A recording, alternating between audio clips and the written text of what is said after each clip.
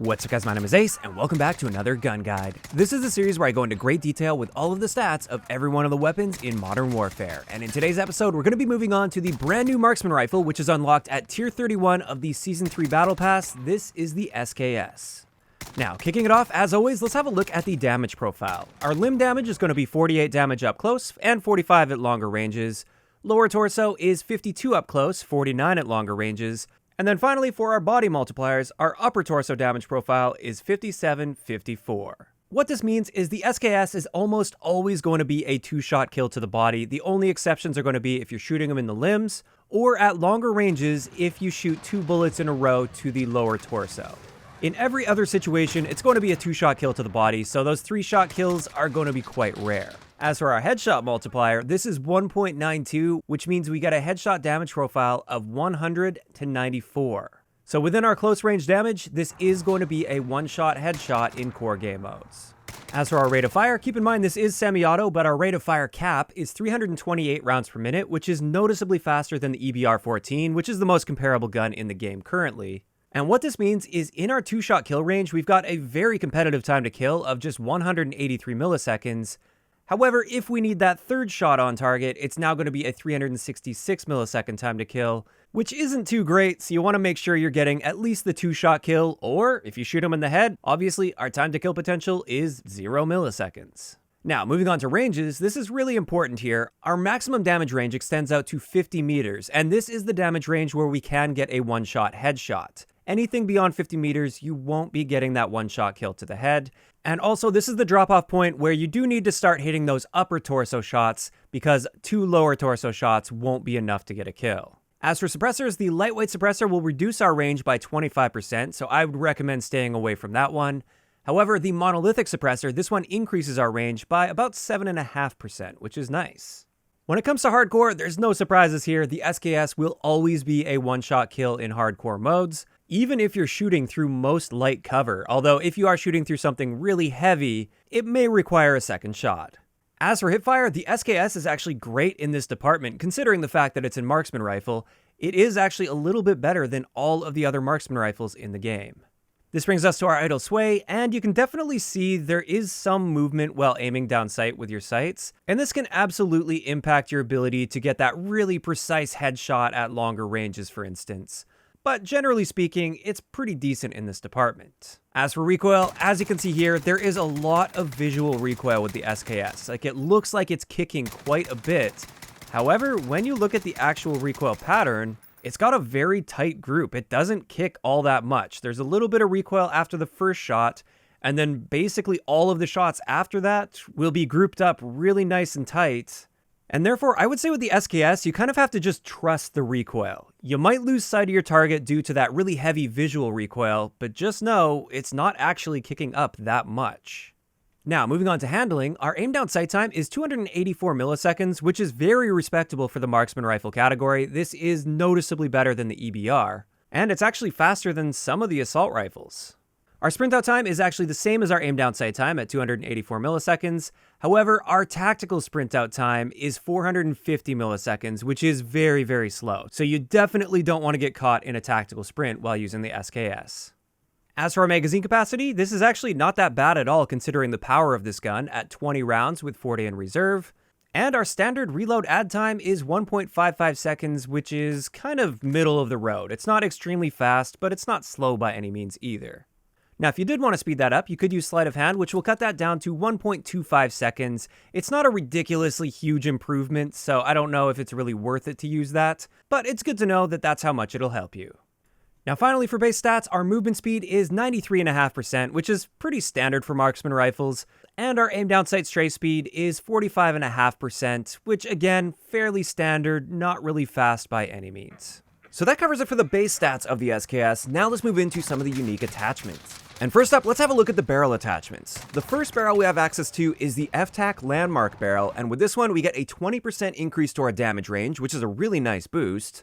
And on top of that, we get increased bullet velocity, which should help you hit those moving targets at longer ranges. The trade-off for those upsides is a slight reduction to our aim down sight speed. Our new aim down sight time with this barrel is 300 milliseconds, which is 1 frame slower at 60 FPS. As for the second barrel, this is the 16-inch FSS Para barrel, and with this one, we get improved aim down sight time. Our new aim down sight time is 250 milliseconds, which is 2 frames faster at 60 FPS. And on top of that, we get a nice boost to our movement speed of 1.5%. So our new movement speed is 95% with this particular barrel. The downsides for this one is, first off, a loss of bullet velocity, which is going to make it a little bit more difficult to hit those moving targets at longer ranges. And with this also comes a range reduction, which isn't stated on this, but it is absolutely there. We lose 15% to our range, which is not a very good thing with a gun like this. You generally want to maximize that one-shot headshot potential. So that's definitely something you need to keep in mind. But on top of that, we also lose a little bit of recoil control. But if we have a look at it right here, it's really not that much of a difference. Like, yeah, you could argue the grouping spreads out a little bit, but it's still a very accurate gun with this barrel. Finally, for barrels, we have the 22-inch barrel, and with this one, we get a 35% increase to our damage range, which is a very large increase. And on top of that, once again, we get increased bullet velocity, and with this one, we also get increased recoil control, which, if we have a look at it right here, once again, it doesn't make a significant difference to our recoil. Yeah, you can see the groupings a little bit tighter, but in most situations, this isn't really going to make that much of a difference. Just know that it is helping a little bit in this area. Now, the downsides to this are, first up, a pretty significant loss to our aim down sight speed. Our new aim down sight time is 334 milliseconds, which is 3 frames slower at 60 FPS, and this is very noticeable. Additionally, our movement speed is reduced by 2.5%, which again is a very noticeable reduction. So you've got some great upsides with this barrel, but some very noticeable downsides to balance that out. But that covers it for the barrel attachments. Now let's move into the magazine attachments. And the first one is a 30-round extended mag. And with this one, obviously you get 30 rounds, and the stated downsides to that is, first up, a loss of aim down sight speed, which, based on my testing at 60 FPS, there is no measurable change here. However, we do see a noticeable change to our movement speed. This is reduced by 1.5%, which is noticeable, but very tolerable as well. So overall, using 30-round extended mags doesn't have too many big downsides, but at the same time, it's not really all that necessary with a gun like this. If you're killing in 1 to 2 bullets anyways, a 20-round magazine is normally going to be big enough for you, but there's nothing wrong with using the 30-round mags. So finally, there's one other magazine attachment here that's quite interesting. It's something we don't normally see in this game. It's actually a 10-round magazine, which is smaller than our base magazine capacity. And with this one, we've got a bunch of upsides. Our aim down sight time is improved by 2 frames at 60 FPS, so it's 250 milliseconds, which is great. It's now in line with some of the best assault rifles. It also states that our sprint out time is improved, but based on my testing, our standard sprint out time remains the same. However, our tactical or super sprint out time is reduced by 50 milliseconds. So it is important to know that this only helps when you're using your tactical sprint, not your regular sprint. Additionally, our reload add time is 1.54 seconds with this rather than 1.55 seconds with the standard 20-round magazine. So technically, yes, it helps with your reload time, but not to a noticeable extent by any means. But finally, that just leaves us with our movement speed, which is a 2.5% increase to our base movement speed, which is a great boost. That's very, very noticeable. Now, the only downside to this is it cuts our magazine capacity in half. And that's a pretty big downside. Having a 10-round magazine versus a 20-round magazine in this scenario, it's a big difference, especially if you're dealing with multiple enemies.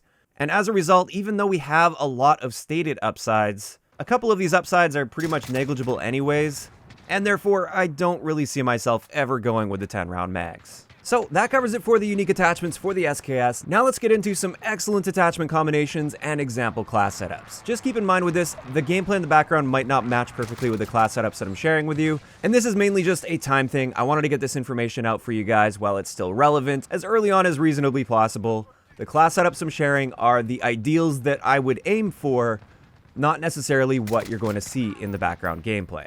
But first up, this attachment combination here is for the more traditional marksman rifle style play, where we're trying to pick people off at like medium to longer ranges, and it's not really meant for super close quarters combat. With this one, we're using the landmark barrel, which gives us a nice boost to our range of 20%, but it doesn't have quite as many downsides as the 22-inch barrel, so I find it's a much more happy middle ground, and that's why I like using this particular barrel. On top of that, we have the tac laser, which helps with our aim down sight time. It helps compensate for that reduced aim down sight speed that we get with that landmark barrel, which is great. I've also got the GI Mini Reflex on here, and this is an area where it does come down to preference. I really don't like using high zoom optics most of the time. However, with a class setup like this, I could definitely see an argument for using an optic that zooms in more. It just comes down to personal preference though. Next, we've got the 30 round extended mag, and this is for a couple reasons. First up, it gives us more total starting ammo, which is nice because we're going to be hanging back and picking people off, so you can go on longer streaks with this. But on top of that, if we're locking down lanes and stuff, it is nice to have those extra rounds in case you're dealing with multiple enemies, especially in like ground war, for instance. It can be nice to have that extra magazine capacity. But finally, that just leaves us with the Merc foregrip, which is mainly just to help with that first shot recoil. This will keep that jump as small as possible, which is going to help you hit those follow-up shots at long ranges. As for the rest of the class, we've got the Renetti as our secondary, EOD for perk 1, Hardline for perk 2, and Shrapnel for perk 3 combined with Thermites, because this is more of a ground war setup. This is to deal with tanks and stuff, and it's great to have that double Thermite if you run into a tank situation. Finally on there, we've got the Stim Shot, just because I really like using Stim Shot in multiplayer. So that's the first one that's designed more for hanging back and picking people off, which is what you probably should be using this gun for as a marksman rifle. But the next one I've got is a more aggressive class setup for the people that want to be pushing a little bit more and fighting in more close range situations. With this, we've got a monolithic suppressor so we can stay off the radar and be stealthy as we push in and flank towards our enemies. We've got the 16-inch barrel to help with our aim down sight time, so we're going to be like a really fast aiming down sight assault rifle. We've also, once again, got the tac laser, which also helps with our aim down sight time and also our aiming steadiness, which can be nice if we do want to try and pick off a longer range shot. Once again, we've got the GI Mini Reflex on there. I'm not a big fan of the iron sights on the SKS, so I always like to run at least some form of an optic. And then finally, we have the sawed-off stock, which is basically just the no-stock attachment for all of the other guns in the game. This helps with our aim down sight time as well as our overall movement speed. So this thing is super quick and snappy and really mobile as well. It's excellent for getting right up in the enemy's face. Especially if you're going to be landing those headshots, you're just going to be putting people down so quick, like before they even realize what's going on. It's almost like you can be quick scoping with this thing if you just got yourself centered nicely towards headshots. And even though it's mainly designed for close quarter situations, you still can reach out and kill people at longer ranges with this particular setup. As for the rest of the class, once again, just threw the Renetti pistol on there. You can use whatever you want for a secondary. Then we've got EOD, Ghost, so we can stay off the radar, and Battle Hardened, just because we are going to be more so in the fight and right in the action. Then for our lethal, once again, we've got a Thermite. It's just my favorite lethal to use. You could use a C4 or something as well. That's always nice for an aggressive class setup. And finally, the Stim Shot. And with that, that's finally going to wrap it up for today's gun guide on the SKS. As for my thoughts on this gun, I love it. I think it's actually a very, very powerful gun. It's so much better than the EBR in my opinion. Like, yeah, the EBR has a bit more range compared to this, but that's basically all the EBR has going for it in relation to the SKS. I would take the SKS any day over that. So yeah, I love it. But of course, that's just my opinion. I'd like to know in the comment section below, what do you guys think about the SKS? Do you agree with me? Do you think it is a very solid gun, or maybe even a little bit overpowered? Or do you think it's fine how it is, or do you just not like it? Just let me know those thoughts in the comment section down below. If you enjoyed the video, a like rating is always appreciated, and don't forget to subscribe for more if you haven't already. I'll talk to you guys next time.